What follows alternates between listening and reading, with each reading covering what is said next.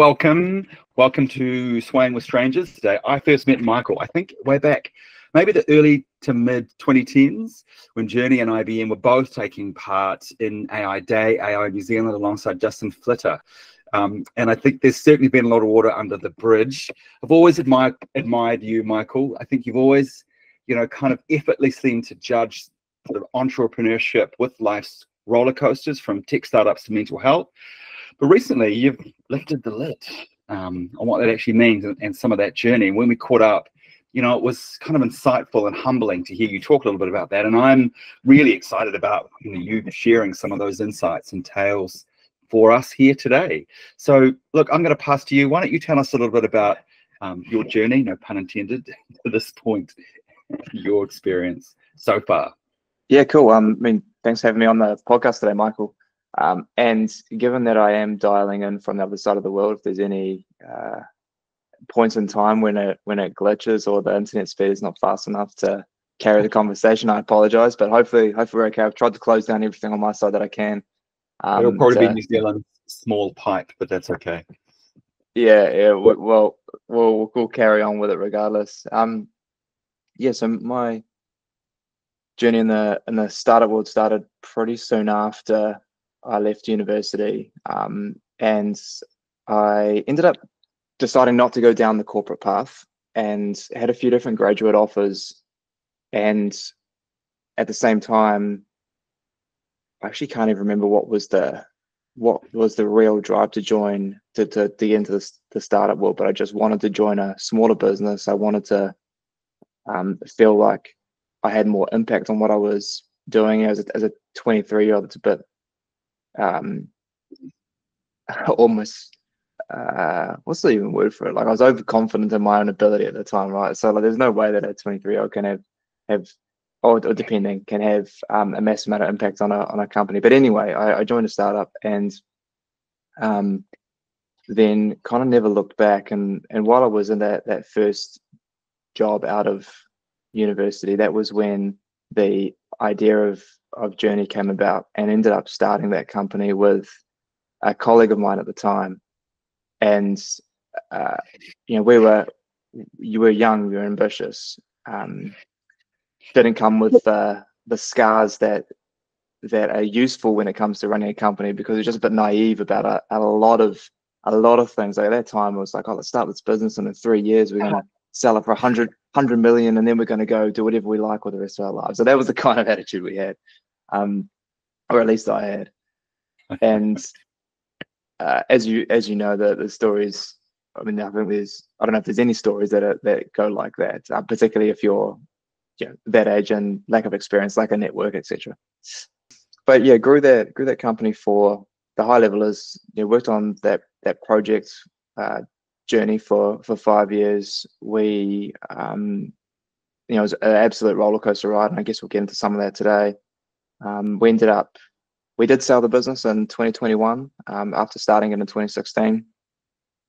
It wasn't your glamorous exit, but there was, at least the IP lived on. Like, COVID really hit that business hard.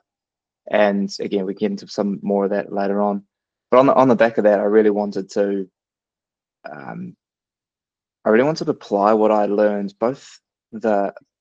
actually, in most cases, it was the hard way, like what I learned and what had caused the scars on my back. I was like, I want to apply this to another company, because I'm sure that I can help them scale. And so I joined a Series A company, and that was a company called Groove, and a VP of sales role. And in 15 months, we grew that the annual recurring revenue of that business from $1 million to $4 million. And so it was pretty exponential growth in a short period of time, and a lot of factors that went into that, but we grew really quickly. And then on the back of that, I really wanted to see if the same mental model could work with a larger company.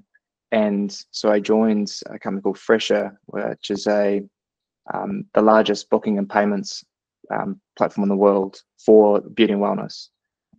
So I joined them as the general manager of EMEA, which is Europe, Middle East, and Africa, for those in New Zealand who aren't aware what EMEA means. And we, applying like that same model, we grew revenue by it was just under 8 million in 10 months. And again, I think we can get into a bit of that today. And so now what I do is I work with startups actually around the world. Usually the founders, I work directly with the founder to help them to drive revenue and drive revenue quickly. Yeah, brilliant. I mean, that is quite an amazing lineup. I love the fact at 23 you're very passionate and very driven. We're all a bit naive at that age, but I think that's how we go out as Kiwis and go and learn. I'm going to dive in. You talked a little bit about Groove and, in particular, driving revenue from 1 million to 4 million ARR in 15 months, which is significant. How, often for Kiwi tech companies, scaling is challenging, and that machine of, having a sophisticated sales motion that can scaling is quite challenging. That's a big jump in 15 months. How did that happen? How did you approach that? And what were some of the learnings from that success? So I think the first thing is we did capitalize on a mental health wave. So there was, in the back end of or during COVID, there became the emphasis on looking after oneself and looking after your own mental health that started to get put under the spotlight. So that was one part of this. So the market was right, I think, is the first thing, which is a really important thing, that there's got to be for anything to start to scale, the problem has to be understood by enough people for it to make sense for them to buy something, right? The second thing that we looked at doing quite quickly was finding who our ideal customer is, and we started to focus on larger business, white collar companies at that point in time, because they were the ones who would adopt the technology and the platform that we had. So that was the second thing. And so if you're starting with enterprises, that can also take the time frame of sales cycles can be long. So the way to shortcut that is, obviously, this is going to sound super basic, but you go to your network and who do you know within organizations that could fit your ideal customer, and so that's where we went initially.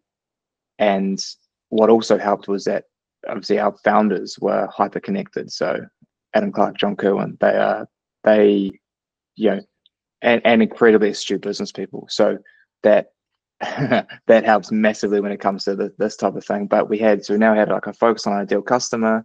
We know who the right type of person is, the buyer persona within an organization that we want to focus on. So then it's across the senior leaders in the company, who has the right connections to the right people, and it's really target, call it the 100 people that we so-called care about. And when I say care about, I mean the ones that could potentially buy from us. Let's look at finding those people. So that was kind of the mental model that we applied to scaling. And I think so, being really clear on who your ideal customer is, but also that network. So, bearing in mind, having a problem that you can solve at scale is important. When we caught up, you talked about this idea of problem market fit rather than product market fit. And I think that's something you articulated real well. Do you want to just kind of elaborate on what that means for startups and why it's important? I think you could have a great product that solves a so-called problem, right? But if people don't understand that problem even exists, then or that there is a need to solve that problem, then it doesn't really matter what the product does. So the product market fit doesn't exactly, or it doesn't lead to a purchase. But there needs to be something that is going on within your ideal customer, within the buyer persona, within your ideal customer, that has this absolute pain in their backside that they are aware of, or at least that you are able to make them aware of, that is going to cause them to want to buy and want to buy quickly. And so that's what I mean by problem market fit, is that there is a problem within a certain market. And then the next part to that is that obviously your product solves that, but without a problem within a market, it doesn't matter what you do. And how can that, sometimes we see where you appear to have product market fit, but then the market can shift, or the problem is changed and solved in a different way through a competitor, through a different way of working. How do you bring the two together and make sure that you're always understanding the problem that you're product offering solves? Great question.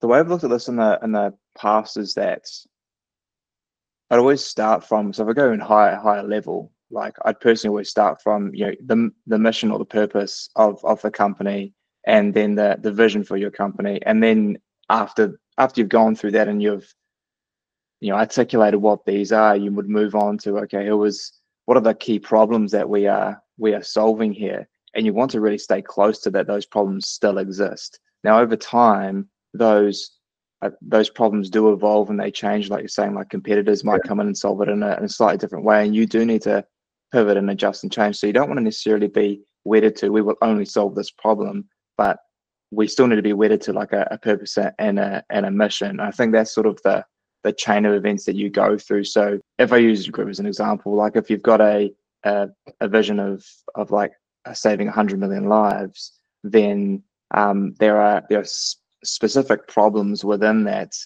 But as an example, like organizations want to care for their people, don't know how. And so you start to solve that particular problem. Now, if at a point in time, organizations just have this down packed, there's no need to work through organizations. Maybe there's a different problem that you start to solve, and that is how you still, you know, cater towards your mission while also being on track for like solving a specific problem that people are aware of. Yeah, people are aware of. So you've got to stay close to the market, right? You've got to stay close to your customer and understand if that's changing or their awareness, or, you know, again, if that problem's evolving. What happens when, you know, we talked a little bit about this, where you know, you may have problem and product market fit, and now you're getting your first sets of customers, but actually, you know, do you start to build out features, build out your product roadmap based on customer demands or based on potential commercial outcomes and application of that? You've obviously had a bit of experience in that, and I see that as often a challenge in some of the clients we work with. I have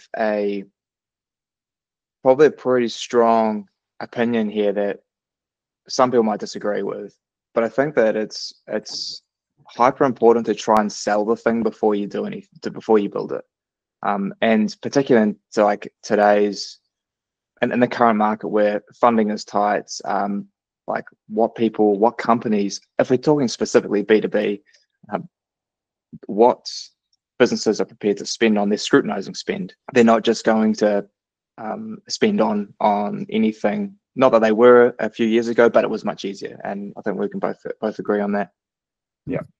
So when it comes to like deciding on what comes next and what features to build, yes, you can go with like customer demand. If like a whole bunch of your current customers are asking for something, then yep, that makes sense to start to look into creating something along those lines. But I think it's really important not to build the feature, it's to solve the problem that they have.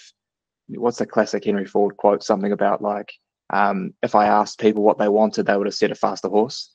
Rather than, you know, but he built the car or built the automobile.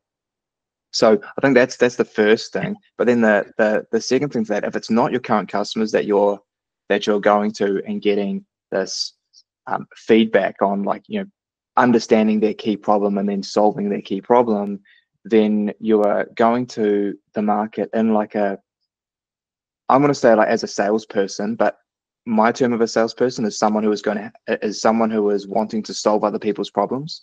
So if you're going out with that mindset, like, hey, I'm going to see if I can solve Michael's problem today, and he's going to tell me about some of the issues that he's currently got, and then I'm going to propose a potential solution, and I'm going to propose like a certain price point for this solution. If Michael says this is rubbish, then that's actually great, because I don't want to go away and tell my team to start building something that nobody actually wants. And so that's what I mean by, like, at a very early stage, if you think that there is a problem worth solving, and you think you know that there is a solution that you can create to solve that problem, test it first. Yeah, and that's almost, you know, like that's a sales-led approach, isn't it? It's interesting. For some tech founders and for the engineering-based founders, that sales-led approach is quite difficult. They want to start with the product and what are the product features, etc. But what you're talking about is go sell it first, go test it first, go make sure you understand. How is that? Obviously, is that something you're quite?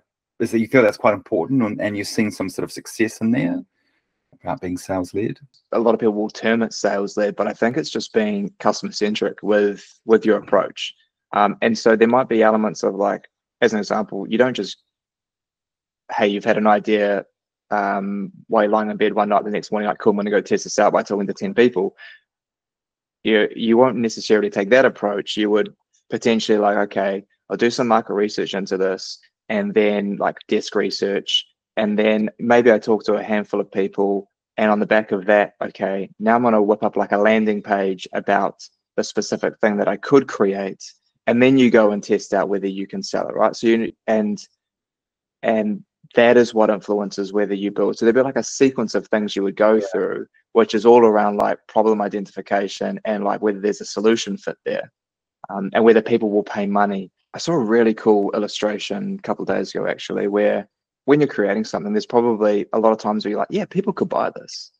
But actually what you want to ask is, why would someone not buy this? Someone will be crazy not to buy this. Like that's the area where you want to get to, where you have a buyer or a prospect that is that just makes it absolute no-brainer not to use your solution. That's where you want to get to. And I think if you don't go through that customer like validation and testing, it is way harder to get there than going off like a hunch. Yeah. It is. It's really difficult, especially in markets you're servicing from New Zealand. I'm gonna just keep going on the sales piece, because it's something you've had. You've obviously been a startup founder, but you've also been in VP of sales roles.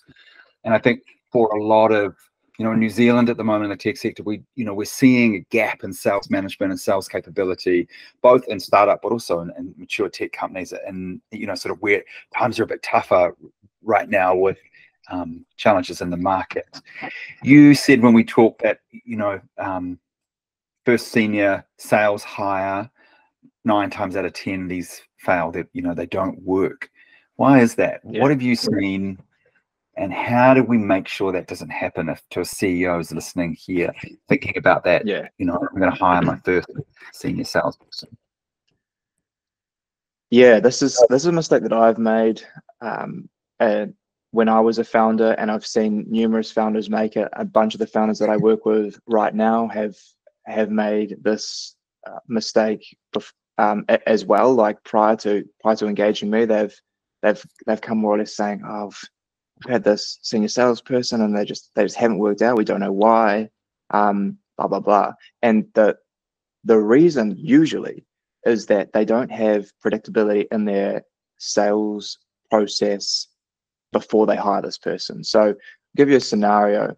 Before these tech hires happen, or before the VP of sales is hired, or the head of business development, whatever you want to call it, usually that startup has just raised some money. And as part of the plan, and they've raised some money on potentially it's the hype of what they're doing, or maybe they've got some initial early customers who are raving about what they do, and so they're like, cool, we've got something that we can scale now. So they raise some money, they hire, and they go out and hire someone because that's part of the plan. And where they usually look is someone experienced that has, I don't know, let's call it 20 years experience. They might have been a director at KPMG or something along those lines, and so they think, well, this person's going to be great because they've got all this experience, and they're going to solve my sales woes. They're going to be the person to come in and be able to sell a whole bunch of stuff, and I want to put their name in the spreadsheet, and then based on there being a person in that seat, it's going to bring in this amount of business, and everything's going to work. And it never does. And now some of the reasons why that doesn't work is because the first thing that usually those people that have been successful in sales roles have usually had a product that is easy to sell to start with. They're in a position where they have something that already has the problem market fit, the product market fit. They have all this sales collateral given to them. They have a process that is given to them. And so they just have to focus on what they probably do best, which is, communicate. Hopefully it is having a conversation with someone, understanding their problems, and then being able to fit the product they represent to those person's problems. And then it's never the prospect is the one who decides to buy. So they've had this on a silver platter in previous organizations.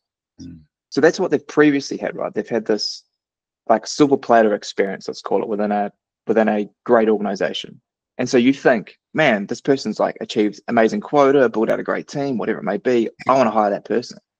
They come into your organization and now they have nothing or very little. They might have one sales deck, which is presented probably in the wrong way. It's probably feature oriented. It's probably all about you rather than about the customer. And they don't know what to do. I think often they freeze because they are thinking, oh, I could have the same success at my last company, but with a small business, and I'm going to be able to scale this too. So like that senior salesperson also comes in with the best intentions. You go in the best intentions, but they're just not set up for success. So I think what founders need to do before they hire that person, irrespective of whether you've raised funding, is you need to know that there is predictability within your sales motion. What is predictability? In my view, you have sold to 5 of the same customers, and this is obviously again in the B2B world, 5 of the same customers using the same process. And when I say process, I mean like a sales process where this is how we qualify a customer, this is how we do a discovery, this is how we send a proposal, this is our contract. You would have that process documented, and you take 5 different customers through that to the point of them signing with you, where you have all of the same documentation and you've got the same sort of sales scripts that you're using for them. Once you have that in place and it is documented, so you know that 5 isn't a large number, right? But it's enough to be like, okay, there is some repeatability here in each one of these deals, and so you've got the start of your sales playbook, exactly. And on the back of that, you can then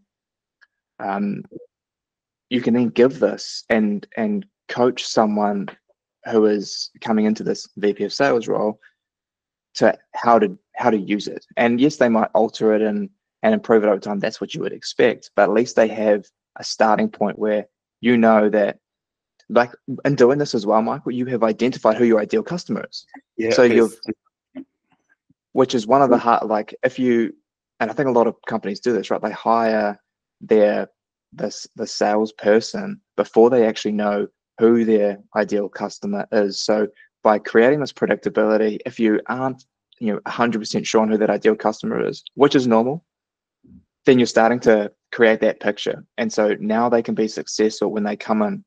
Now, a lot of founders might be thinking, well, I don't like sales and I don't want to sell, so I want someone else to do it. Well, unfortunately, it's almost like tough tittles. Like you have to be the person to do this to start with, because that's going to founders have I would say an unfair advantage when it comes to selling. Like if you can be great at asking good questions, where you're identifying a problem, shutting up and listening to your prospect, and then being able to showcase how you could solve that particular problem, like the gravitas that you will bring to these meetings increases the chances that you close that deal significantly. And in doing that, you're also obviously creating this playbook to be able to hire out a team to do it for you. So I think, it's just really important I'll summarize this, Michael, the founder to do the sales, the founder to document how they are doing the sales. And once that is documented into this sort of light touch playbook, that's when you can bring on your senior sales hire. Yeah, and I love that, do it 5 times. I think I think there's a lot of discussion at the moment around ideal customer profile. And I think one of the things we're seeing is it's not, these are our customers, we're only going to go after them. It's the best fit customer. The customer that in an ideal world, if they turned up looking like this, you've got the best chance of winning. And I think when founders begin to understand that and they build this ideal customer profile and build towards that, you're never going to get all 10 out of 10 pieces in there. But when you start to apply that 5 times, you begin to see the patterns, especially around objection handling of, well, what about that? And does it do that? Or could it do this? But I've seen your competitors do that. And that's the goal I think you're talking about, is the beginnings of that sales playbook. What sort of person then? So we talked about, I love the, the predictability in there. So the founder has done this. He's got the playbook. He's done it 5 times. We kind of know what works. Now I'm ready to hire. Do I go back out and hire that guy from IBM who's got 20 years experience? Is there someone, like, what does that look like? And it might be different in different organizations, but what kind of guidance can you have on, assuming culture fit here, right? Like, that's really important, these sales skills and experience. Totally. So different people that again have different opinions on this. If you are at early stage, I'm not going to answer like this is a, call it a seed company that's just had $1 million annual recurring, and now you're looking to hire a salesperson, like a senior salesperson. Profile that I'd be looking for is someone entrepreneurial. So maybe they've tried their own hand at a business before, so they understand the hustle requirements of an early stage. I would say that if that is not the case, they've at least worked within an early stage business before. I think if you pluck someone out of your IBM or your KPMGs of this world, it is an absolute culture shock for them. And when you don't have the security in your job, if in 6 months, 9 months time, there's no runs on the board, their job's in jeopardy, right? So I don't think many people, and this isn't like a blanket rule, right? This is like a rule of thumb, that if a lot of people in those more corporate with corporate backgrounds, if they've been there for a long period of time, I think struggle to adapt to, one, it's like the speed of which a small business will move, and then 2, it's the uncertainty and the changes that happen on a day-by-day basis. So I'd be looking at someone that has had some form of entrepreneurial experience, and obviously you want someone that's had been in a sales role before. If they're coming into like a sales leadership role, ideally they've also managed people before, because you want someone that is going to be able to do deals now, but also be able to hire in the future. And I think where a lot of people come unstuck is they go too senior. Like, you need to hire people for the stage that your business is at. And if you go and get a director from KPMG, as using the same example, who's used to having like 200 people working with them, what happens when they have to do each thing themselves and just no longer used to being on the tools? So you need someone who's comfortable being on the tools and when I say on the tools, I mean they might be having to put their own deck together for their sales conversation, generate their own pipeline. Like, they have to do these things themselves. CRM system. Like you need like I would even say, to term it like a generalist salesperson is the type of person that you need early on. And then it's just, do they have a growth mindset? Do they have that hustle attitude?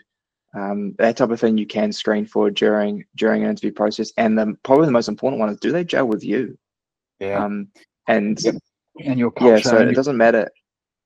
Like, I think there is some people who suggest, you want people who add to your culture, and to a degree, yes, but you also already have a culture. So you want someone that is going to slot in to the culture that your company has and really gels with you, because if they're heading up the sales or the revenue function of your business, then you need to have like absolute trust in this person.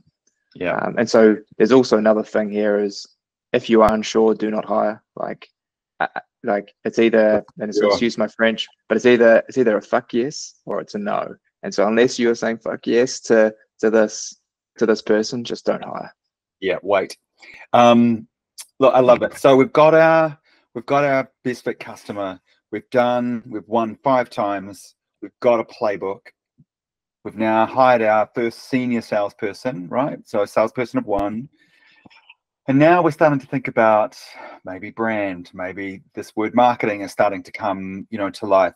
What does that look like? There's never a silver bullet with marketing, and there's never a right or wrong time, but there is when I think it makes sense to build in that marketing capability. From our experience, once you've got that sales piece right, ICP, you can sell, we know who the competitors are. That makes it a lot easier for marketing to come in and begin to understand how to reach the customer and what messages. Totally.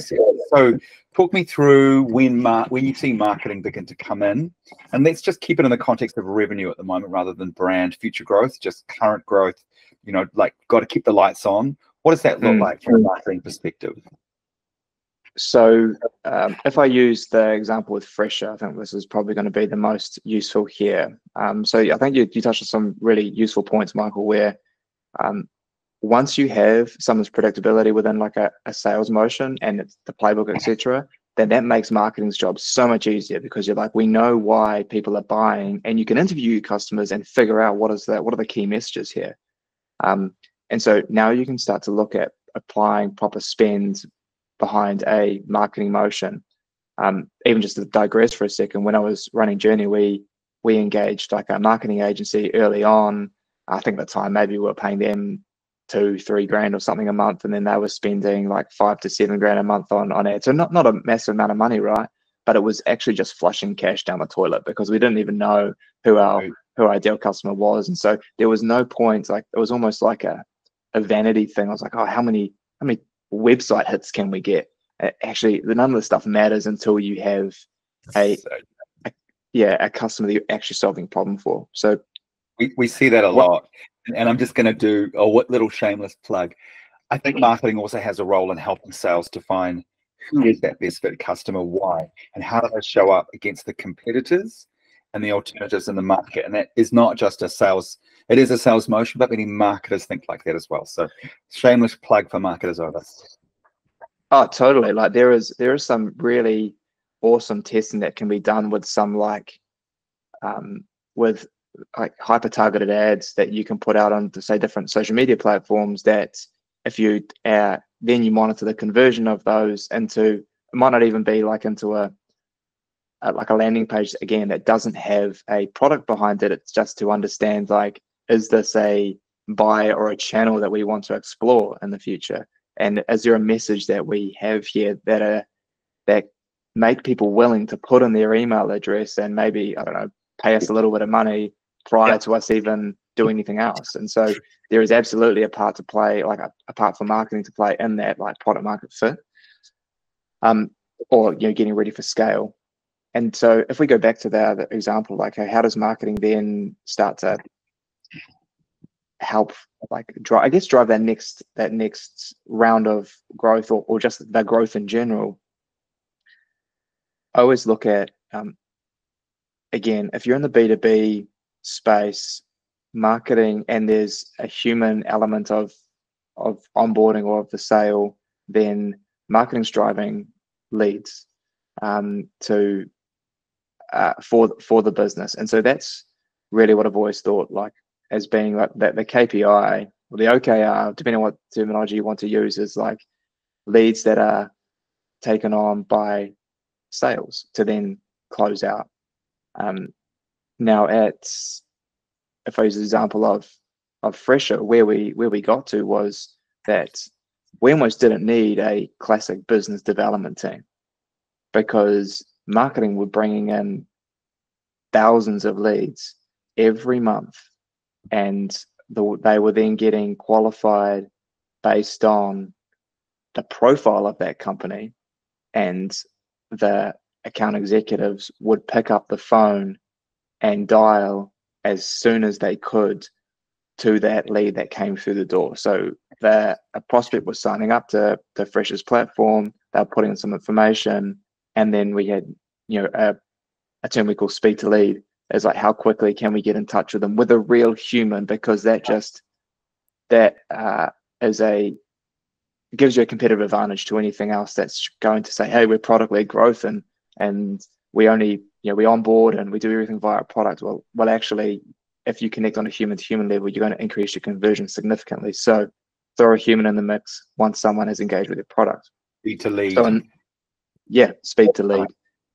So in that example, you've got marketing that are driving people to the platform to sign up to start using. Maybe there's a free trial. Freshest Case is a freemium version of the product, and then the ones that fit your ideal customer are like their profile that you've hopefully documented. Those are the ones that you are going to start to call. So then you're going to transfer, call it the lead, from a marketing qualified lead to a sales qualified lead, and that salesperson is going to get in touch with that individual. Even at and so at Fresher, when we went through this process, this is a company that in 2021 raised 150 million. That you know, if they went out and raised again today, maybe they're $1 billion business. Like they have over 110,000 customers around the world. Like this is a big company, and you know what we still were doing? We were not trying to sell to anyone.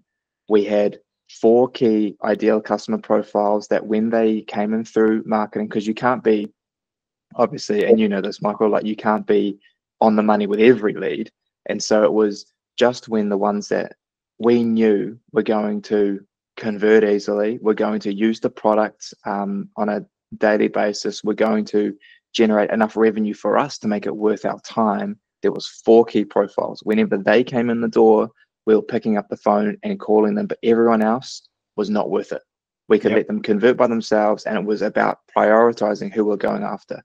So this is like a massive business, right, where we were still, or a massive business in the comparatively to what we're talking about previously, and they're still prioritizing who they actually speak to, and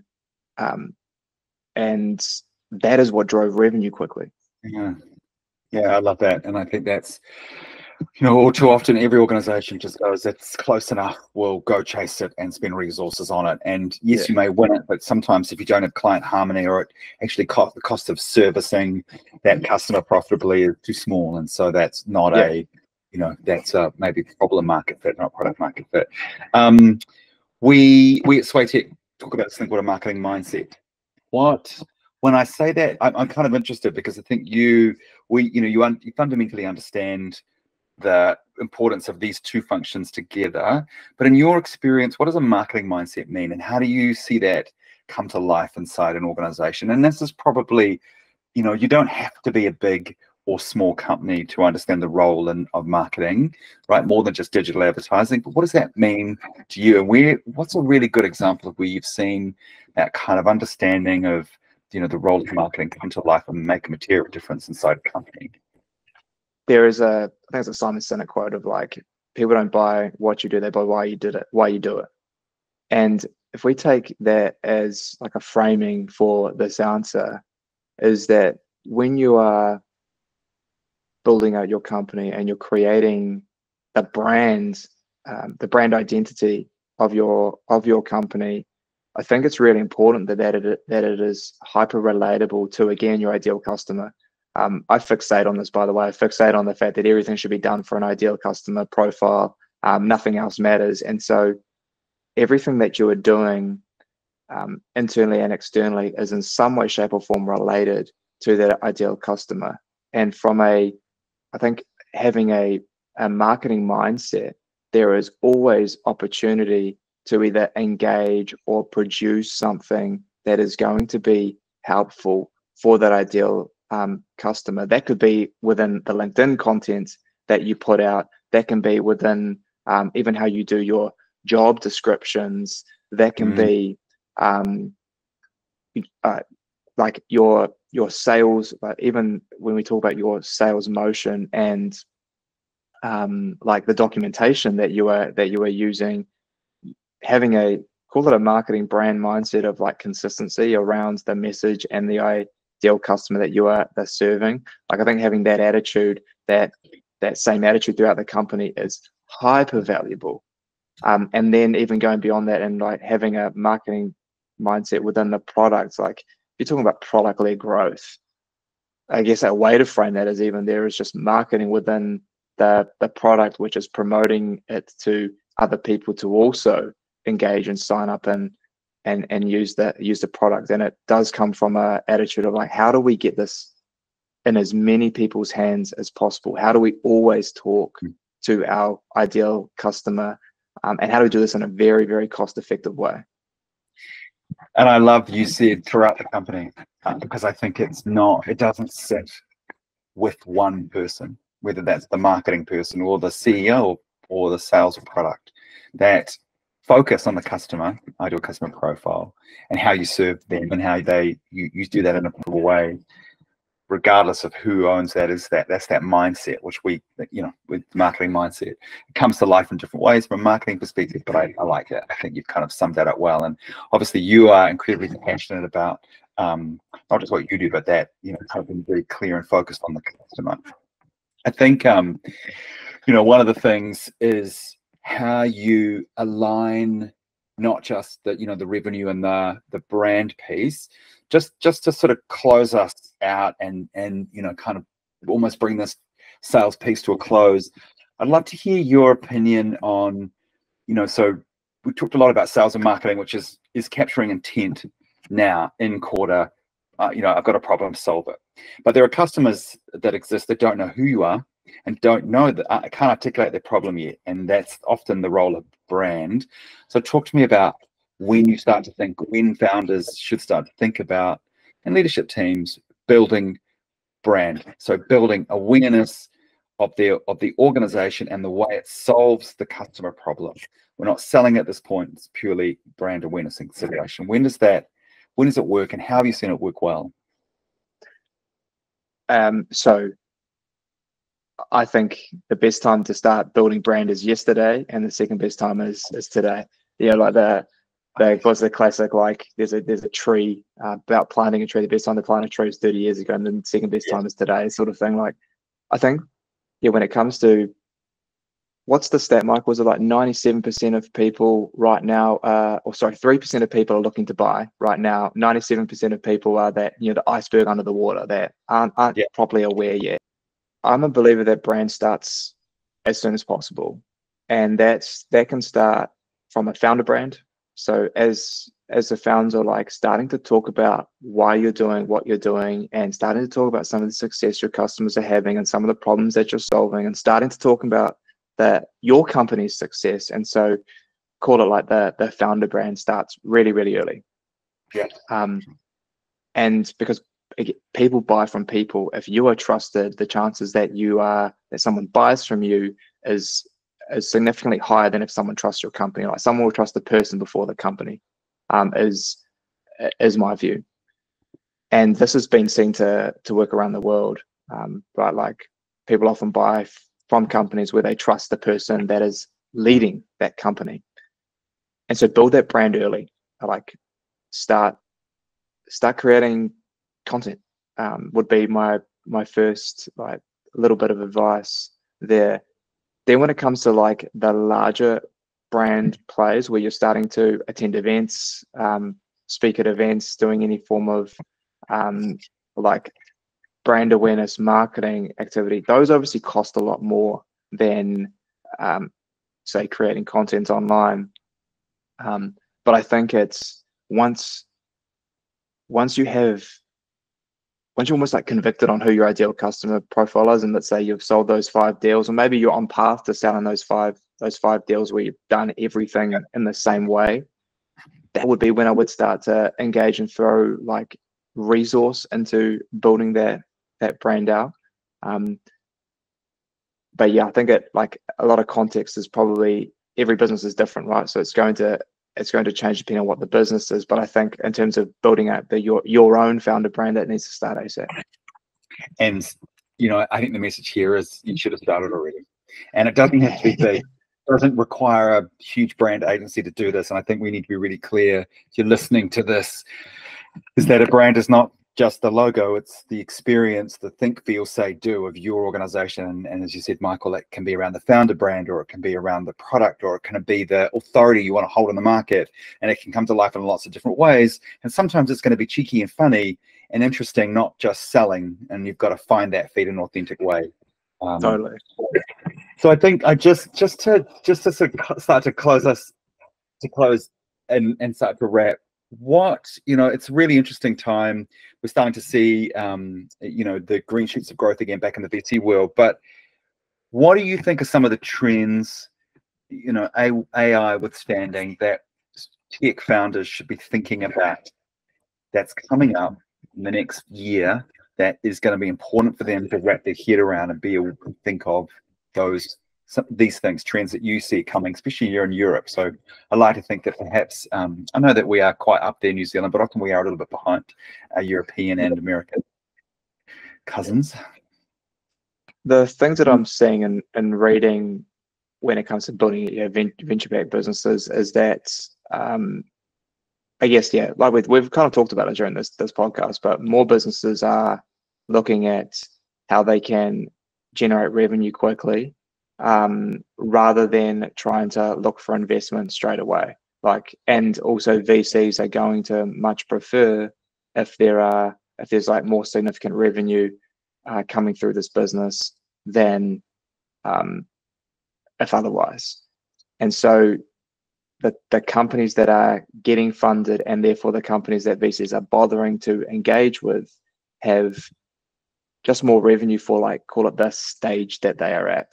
And I can't give you exact numbers, but that's like a typical trend that, like, let's say you might have historically been able to do like a pre-seed round with no revenue. That might not be the case anymore. And so you actually need to show that people are prepared to buy this. And so, yeah, each stage, like call it the pre-seed, seed, Series A, etc., there is more revenue expected at each stage before you go out and start funding. So that's probably the first thing. And then the next thing is, like, there is a huge amount of bloat that we saw in like 2021, 2022 within team sizes, and it was just sort of like, we raise all this money, let's hire all these people, and that's not the case. Like, there is a wave of very, very lean teams, and AI has probably got a big part to play in this as well, of like, what can you do with less people than you previously could. And so therefore you don't need as many people, so you don't need to raise as much money, so you potentially don't even need to raise, you just go out and generate the revenue to cover your costs. And so that's the type of trends that I'm seeing, and like even venture capital companies talking about, like, yep, there's still deal flow, but there are maybe less companies even bothering to go down that path. Because the other thing is, when you start to raise capital, it takes a way longer than you anticipate. It takes a lot of time, and it takes time away from you building your business. So you really want to make, if you do decide that you need to raise money, or you want to raise money, you need to be in a position of strength, and that comes from almost being in a position where you could say, you know what, stuff here, I don't need to raise anyway, and just being able to drive your business on cash flow. Yeah, I think that's revenue. You've been pretty consistent in that thing, and I think that's a good reminder. You've got to earn the right to tell the story, so you've got to build that revenue. And you're saying now, from a VC perspective, it's a bigger revenue number than it was previously to get the same amount of funding, and we know that AI has absorbed a lot of dollars out of those things. Yeah. So, just to close up, it's a bit of a corny question, but I think I'm going to ask it. What advice would you give your 23-year-old just starting off self? I think the first thing is get some experienced people around you who have been there and done this before, so that you don't make some of the mistakes that you are going to make, and just to help you along the way. Like, I eventually did have to get those. I eventually did get those people around me, but it was a few years later than hindsight's a wonderful thing, but a few years later than I would have liked.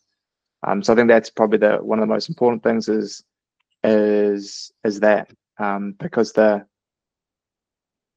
rest will take care of itself, I think, if you have incredible advisors and people around you.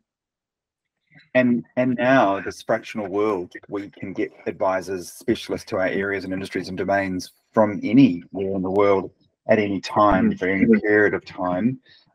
It's now, definitely more accepted to be able to do that, and it doesn't require hiring these people on a full-time basis. There are organizations, I know you're a beachhead advisor, T&E does an incredible job at helping out organizations there as well. So it's not just, I guess it's think about where you can get those people from.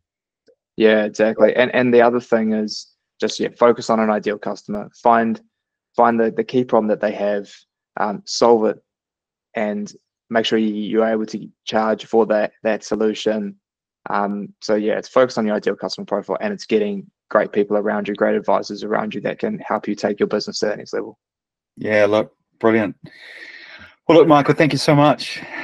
Thank you for taking the time out. We're very early, 7:30 in the UK. So you're getting ready for your second cup of coffee. I'm probably going to go and have to have a glass of wine to just sort of take in. There's some awesome advice and experience that you shared with us there. So again, from all of us here at Swaying with Strangers, thank you so much. Thank you for having me. See you later.